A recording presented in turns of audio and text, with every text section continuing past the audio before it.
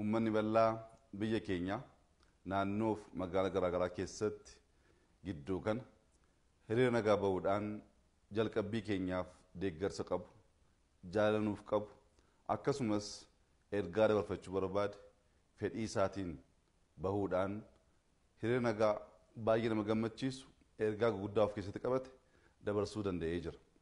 Ummanni keenya jalqabbii keenya yoo deeggaru keessatti hanqinan qabu hojiin guutuu hojjetamaa jira. Rakkoo tokkoyyuu hin qabnu gammannee jirra kan jedhuuf osoo hin taane jalqabbiin keessan gaariidha. Aadaan keenya jalqabbii akkasii tiksuu eeggachuu ni danda'a. Aadaa waan baay'ee of keessatti hammate si'annaaf tasgabbiidhaan dubbii akka laaluu dandeenyu kan nu godhu wal gorsuu wal gargaaruu waliin ta'anii injifannoo argame eegsisuu akka danda'amuuf guddinni keenya nu eeyyama waan ta'eef akkuma aadaa keenya tasgabbooftanii waan calqabdan kana fiixaan baasuudhaaf halkanii guyyaa carraaqqii godhaa jirtan ni laalla isin gargaarra karaarraa yoo maqxan isin dhaabna kan jedhu ergaa guddaa of keessaa qabaachuusaa ni hubanna. Ummanni keenya bal'aa akka hubatu hawwiif dheebuun biyya keenya hanga ammaa milkaa'uu hin dandeenye badhaadhina. Badhaadhinaaf ummanni keenya qabsaa'eera, mari'ateera, gaafateera. Akka salphaatti badhaadhina mirkaneessuu waan hin danda'amneef hanga ammaa hawwiin kun hawwii irra darbee dhugoomuu hin dandeenye. Amma garuu jalqabbiin keenya seenaa biyya kanaa gama dimokiraasiif gama misoomaan jijjiiranii badhaadhina dhugoomsuu akka ta'e ummanni keenya nu hubachuusaaf gammachuu guddaatu nutti dhaga'ama.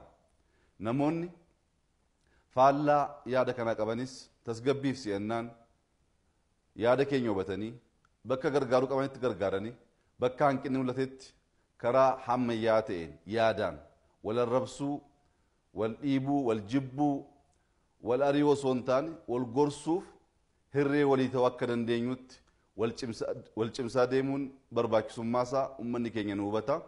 Gama keenyaan hiriira nagaa gidduu kanarraa barumsa guddaa argannee jirra. Ergaan isin dabarsitan ifa ammas jabaannee cimnee hojjechuudhaan gaaffii guguddaa isin qabdan deebisuuf carraaqqii guutuu akka goonu waadaa isinii gala.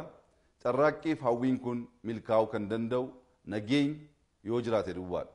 Nageenya jechuun nama kaan kabajanii yaada ofii karaa dimokiraatawaa ta'een kaasaa mariif tasgabbii duwwaadhaan yaada ofii qooddachuun akka danda'amu.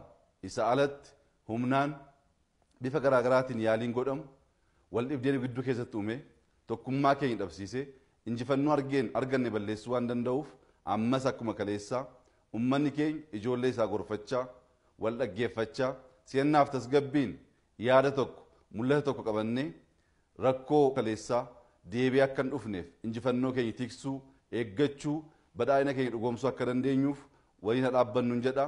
Ergaa keessaniif jaalala keessaniif dhaamsa keessaniif galatoomu jechaa maqaa kootiin maqaa mootummaa federaalaan akkasumas maqaa paartii badhaadhinaatiin galatoomaa ulfaadhaa nuu jiraadhaa nus cimnee hojjennee isin gammachiisuuf halkanii guyyaa waadaa isinii galle eegsuudhaaf kan tattaafannu ta'uu keenya isinii ibsuun barbaada.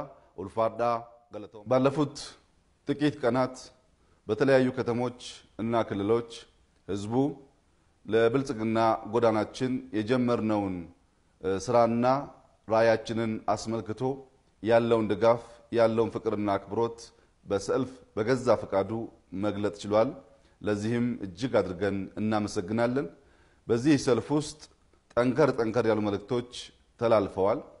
አንደኛው ከሰፊው የሀገር ወዳድ ማሳችን ውስጥ የሰላም የዲሞክራሲ የብልጽግና አዝመራን በጣምራ መሰብሰብ እንችል ዘንድ እያንዳንዱ ሀገር ወዳድ ፖለቲከኛ ዜጋ ምሁር አርሶ አደር ሴትና ወንድ በተባበረ ክንድ አንዱ ለአንዱ መከታ በመሆን ሀገሪቱን ካለችበት ሁኔታ ወደሚቀጥለው ደረጃ ማሸጋገር እንዳለብን የሚያመላክት ነው።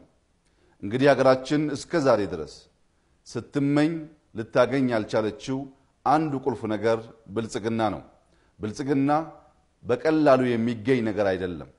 ትጋት ይፈልጋል፣ መተጋገዝ ይፈልጋል መደመር ይፈልጋል መተሳሰብ ይፈልጋል ጠንክሮ መስራትም እንዲሁ ይፈልጋል በዚህ ሰልፍ ውስጥ ከተላለፉ መልእክቶች ውስጥ አንዱ በተባበረ ክንድ ሰርተን ይህንን ራዕይ እናሳካለን የሚለው ህዝብ ከፍተኛ መሆኑንና ከውስጥ ፈንቅሎ የወጣው ስሜቱም የሚያሳየው የጀመርነው ስራ የጀመርነው ራዕይ ኢትዮጵያ ካለችበት ወደሚቀጥለው ደረጃ የሚያሸጋግር መሆኑን በእጅጉ የሚያመላክት ነው ሁላችሁም እንደምትገነዘቡት ስኬት ካለ ጥረት አትገኝም የስኬት መሰረቱ ጥረት ነው ሁላችን ተባብረን ብንጥር ብንሰራ ከልመና በግልም እንደ ሀገርም ልንላቀቅና ወደ ብልጽግና ማማ ልንወጣ ስለምንችል ተባብረን ተከባብረን ተደማምጠን ሰላምን በውስጣችንና በካባቢያችን አንግሰን አብረን በመስራት ብልጽግና እንድናረጋግጥ ህዝቡ ያስተላለፈው መልእክት